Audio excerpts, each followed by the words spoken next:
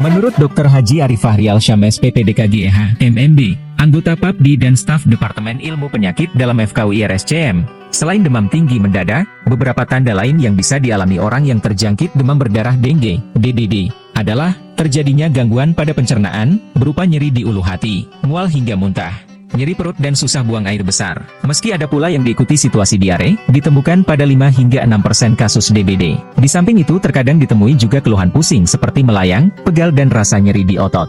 Beberapa hari kemudian, bersama dengan semakin aktifnya virus dengue menggerogoti pembuluh darah kapiler dan sistem pembekuan darah, timbul tanda khas manifestasi perdarahan. Bentuk-bentuk pendarahan spontan dapat berupa perdarahan kecil-kecil di kulit, petechiae, perdarahan agak besar, echimosis, perdarahan gusi, hidung, hingga tak jarang terjadi perdarahan masif, banyak, yang dapat berakhir dengan kematian. Agar orang bisa terhindar dari situasi demikian, ada cara sederhana tapi ampuh yang bisa dibuktikan kemanjurannya, yaitu dengan melakukan pencegahan. Berbagai upaya guna tetap menjaga kesehatan lingkungan, terutama untuk menggempur sumber-sumber tempat hidup vektor pembawa virus dengue, nyamuk Aedes aegypti dan Aedes albopictus, baik di dalam maupun sekitar tempat tinggal harus terus-menerus dilakukan. Awas nyamuk demam berdarah, jangan sampai dia mengarah. Rame-rame kita gebrak, Berantas sarang nyamuk. sekarang diskusi-diskusinya, jangan pakai dia. Menguras mengikat bersih, untuk obat-obatan, jalur ulang, garam bekas. Eskan seminggu sekali, bebas nyamuk, bebas DBD. Klorofil. Sebab yang dikerjai adalah darah. Cara lain yang juga patut diperhitungkan dalam menahan serta membantu penyembuhan DBD yaitu dengan memperkokoh bagian tersebut, termasuk tentunya daya tahan tubuh. Klorofil, yang dalam pengobatan konvensional dan alternatif sering digunakan sebagai penyegar mulut, pewangi kulit, serta penghambat pertumbuhan bakteri, berkat efek antiseptiknya, rupanya bisa diandalkan untuk melakukan itu. Unsur yang kerap disebut zat hijau daun ini dapat bertindak sebagai darah hijau, yang berperan penting dalam proses penyediaan oksigen ke seluruh sel dan jaringan. Situasi tersebut dimungkinkan karena adanya kemiripan struktur, yang membuatnya bisa saling bertukar fungsi, dengan hemoglobin dalam darah manusia. Perbedaan antara kedua molekul ini hanya terletak pada atom pusatnya. Atom pusat klorofil adalah magnesium, Mg2+, sementara atom pusat hemoglobin adalah besi, Fe2+. Percobaan pada tikus, sebagaimana dicatat Bernard Jensen dalam The Healing Power of Chlorophyll, menunjukkan binatang tersebut dapat tetap menjaga kelangsungan hidupnya, walaupun hemoglobin sel darah merahnya diganti dengan klorofil. Sirkulasi darah yang bersih dan lancarnya aliran oksigen dalam tubuh merupakan mekanisme pertahanan alami yang paling andal, hingga tahan terhadap berbagai serangan organisme jahat, penyebab rupa-rupa gangguan kesehatan.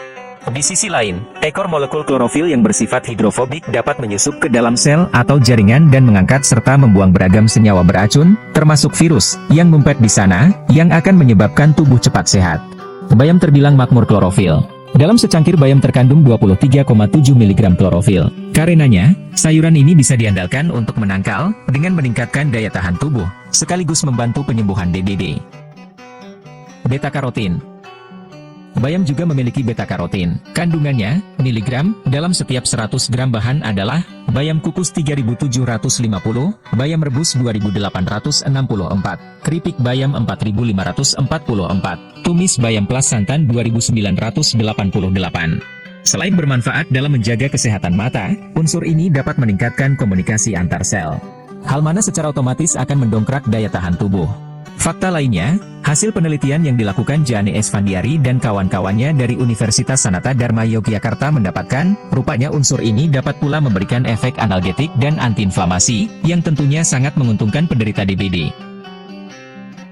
Glutathione dan ALA. Glutathione sebenarnya merupakan antioksidan yang diproduksi sendiri oleh tubuh.